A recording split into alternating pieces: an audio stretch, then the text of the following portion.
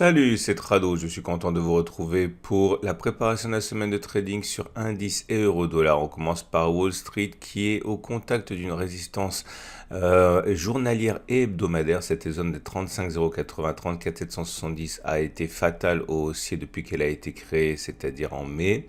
À partir de là, acheter sur les niveaux actuels semble peut-être un petit peu risqué. Les traders acheteurs, les traders qui ont un biais acheteur haussier attendent soit que l'on clôture au-dessus de cette zone d'obstacle, soit que l'on revienne sur le support journalier des 33, 235, 33 000 pour acheter sans doute. En tout cas, pour l'instant, la tendance est clairement et résolument haussière puisque nous sommes au-dessus de la M50 qui monte et au-dessus de la M20 qui monte. Autrement dit, la tendance de fond est haussière, la tendance générale est haussière et même la tendance immédiate n'est franchement pas baissière puisque même si elle est plate, on est situé au-dessus. Les bougies Aiki Nashi du moment montrent que la pression tourne à l'avantage des haussiers avec une troisième bougie verte sans mèche basse avec une mèche haute relativement petite. Donc ça reste encore une fois haussier à l'approche de cette résistance actuelle. Maintenant, il faut savoir que ceux qui ont un biais baissier sont sans doute très intéressés par cette zone pour passer à l'action et vendre ou spéculer à la baisse sur le Wall Street puisqu'il s'agit d'une résistance tracée sur une unité de temps supérieure puisque c'est une résistance hebdomadaire suffisamment forte en théorie pour s'imposer à la tendance haussière actuelle. Sur les données 4 heures, la situation est également plutôt positive. On peut le voir, on est au-dessus de la M50 qui monte, au-dessus de la M7 qui monte, on est au-dessus de la M20 qui monte. Bon, pour la M50, c'est un petit peu plat, mais en tout cas, c'est résolument là aussi pas baissier. Donc, on peut dire que la tendance de fond, on va dire, est quasiment haussière. La tendance générale est haussière, la tendance immédiate est haussière. Le problème étant que nous sommes, on l'a dit, au contact d'une résistance tracée sur l'unité de temps supérieure, donc il est difficile d'envisager un achat juste maintenant pour les haussiers.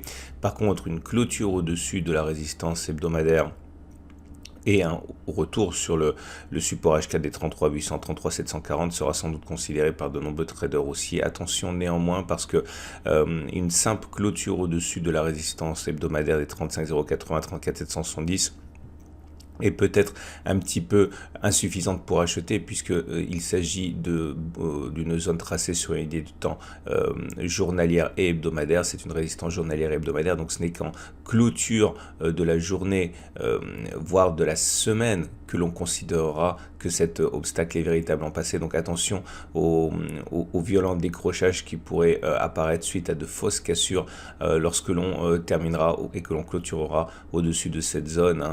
Je le répète, il faut bien commencer par quelque chose, donc il faut bien commencer par casser cet obstacle, en donner 4 heures avant éventuellement d'aller plus loin, mais il risque véritablement d'y avoir des fausses cassures dans cette zone qui est très importante. Regardez les bougies Aiki Nashi, elles sont haussières puisqu'elles sont vertes et elles n'ont pas de mèche basse, donc l'avantage est clairement pour l'instant, le ballottage est au profit des acheteurs.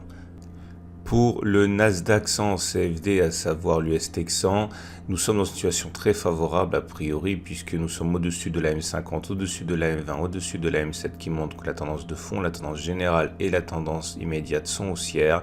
Et on vient de casser la zone des 14 907 15 000 qui était résistance et qui change donc de polarité en devenant support théorique. Ça fonctionne pas à tous les coups, mais ça fonctionne plus souvent que l'inverse. Un retour sur cette zone pourrait être d'ailleurs l'occasion pour les retardataires d'acheter s'ils sont positifs sur le Nasdaq, comme un retour sur le support journalier des 14 600, 14 450, tout en sachant que certains en sont déjà entrés dès la cassure de cette résistance sans attendre l'éventuel throwback, un retour sur le support. La bougie Aiki Nashi du moment, à n'en pas douter, est haussière avec une bougie verte sans mèche basse, c'est la deuxième d'affilée. Les haussiers sont clairement en train de pressuriser les baissiers et les haussiers ont donc la main. On regarde ce qui se passe sur les données en 4 heures. Et sur les données 4 heures, on voit que la situation est sensiblement identique avec une tendance immédiate haussière, une tendance générale haussière, une tendance de fond haussière. Il n'y a pas de différence au niveau des supports et des résistances de référence.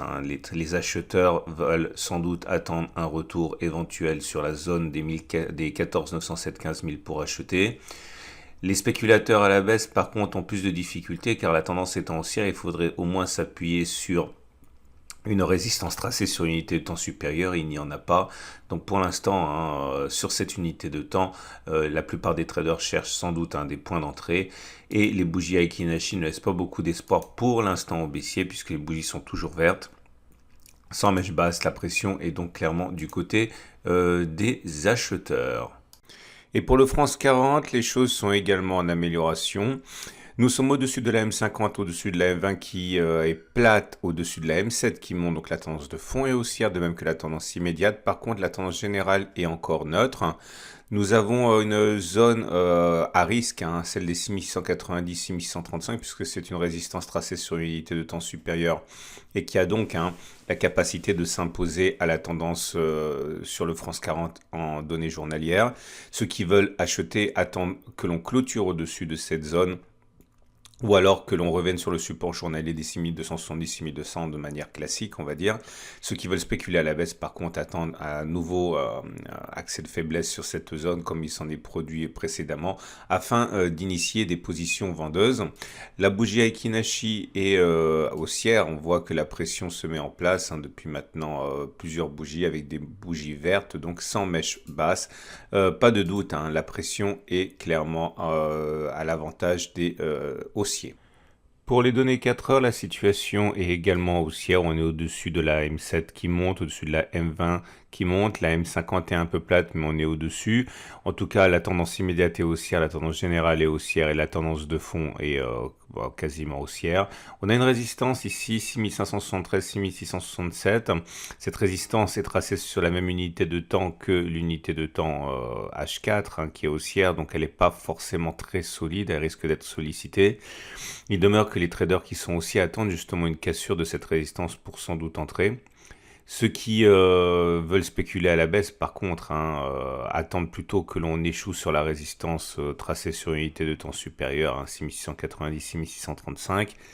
Pour l'instant, la bougie Aiki Nashi montre que la pression est toujours haussière, mais elle l'est de moins en moins, elle s'affaiblit. On le voit au fait que ce sont des bougies vertes, mais qui sont de plus en plus courtes, donc méfiance. On ne sait pas si les haussiers auront l'énergie de passer du premier coup cette résistance H4 des 6513, 6567. Et pour l'Allemagne 30, équivalent en CFD du DAX, nous avons une situation qui est peut-être moins flatteuse puisque on est bien au-dessus de la M50, au-dessus de la M20, au-dessus de la M7, mais elles sont surtout plates. Autrement dit, la tendance est plutôt neutre. Les traders qui ont un biais aussi attendent sans doute que l'on clôture au-dessus de la résistance des 15 800, 15 750. Ça sera également un endroit où les traders baissiers peuvent intervenir puisqu'il s'agit d'une zone de résistance hebdomadaire. Donc tout aveu de faiblesse sur cette zone est susceptible d'entraîner des mouvements vendeurs comme il s'en est produit précédemment. Au cas peu plausible cette semaine où on reviendrait sur le support des 14 820, 15 160, il y a également des intérêts acheteurs qui pourraient se manifester. Les bougies Aiki Nashi du moment montrent que pour l'instant les hésitations ne se traduisent pas en termes de bougies baissières sur l'Aiki Nashi. Au contraire, nous sommes toujours sur une succession de 3 bougies sans mèche basse et verte. Donc ça reste une pression qui est haussière pour l'instant. Les données 4 heures montrent que la tendance de fond est neutre car on est au-dessus d'une M50 qui descend. Par contre, la tendance générale est haussière car on est au-dessus de la M20 qui monte. Pour l'instant, la M7 monte toujours, mais on est en train d'assister à une attaque de cette M7. Donc la tendance immédiate est discutée actuellement. Elle était encore haussière la bougie précédente. Étant donné que c'est globalement haussier, on va dire, les traders attendent sans doute pour rentrer que l'on casse et que l'on passe au-dessus de la résistance hebdomadaire 15 800, 15 750. Et les spéculateurs à la baisse attendent exactement la même chose, pas de différence entre les données 4 heures et les données journalières ici, c'est-à-dire un échec sur cette zone tracée sur une unité de temps supérieure. Donc 15 800, 15 750 à la hausse en clôture au-dessus, à la baisse en cas d'échec sur cette zone. C'est ce que feront beaucoup de traders. La bougie Aiki pour l'instant, bon, elle n'est pas terminée, mais elle est en train de devenir rouge, ce qui veut dire que la pression haussière se serait inversée. Mais encore une fois, hein, la bougie rouge actuelle, tracée sur les données 4 heures, n'est pas achevée, donc on ne peut pas véritablement tirer de conclusions hâtives. On remarquera que toutes les précédentes, par contre, sont vertes, témoignant de la pression haussière en place sur l'Allemagne 30. Et on termine ce tour d'horizon avec l'euro-dollar en données journalières. La tendance de fond est baissière, la tendance générale est baissière, la tendance immédiate est baissière. On est en train de fragiliser le support journalier des indices 718, indices 712. Pour l'instant, on est en dessous, mais la bougie commence juste à être formée, donc ce n'est pas significatif. Par contre, les traders baissiers attendent que l'on clôture en dessous de cette zone de support pour initier un éventuel trade vendeur. Autre solution pour ceci, attendre un retour éventuel sur la résistance journalière d'un 1851, 1836, puisque c'est une résistance tracée sur la même unité de temps que cette tendance qui est baissière. Les acheteurs, par contre, attendent probablement une réaction sur les 1,1607, 1,1658, puisque c'est un support tracé sur une unité de temps supérieure et qui a vocation à pouvoir résister mieux aux mouvements et aux tendances tracées sur une unité de temps journalière. La bougie Aiki actuellement est rouge, signe d'une pression baissière, mais elle n'est pas très développée, donc la pression baissière pour l'instant s'atténue un petit peu par rapport à ce qu'elle a pu être précédemment. Et la situation est à peine moins grave en données 4 heures. Nous sommes là aussi soutenus par un support H4 des indices 705, indices 755. C'est une cassure et une clôture en dessous de cette zone qui est susceptible d'apporter son lot de traders vendeurs.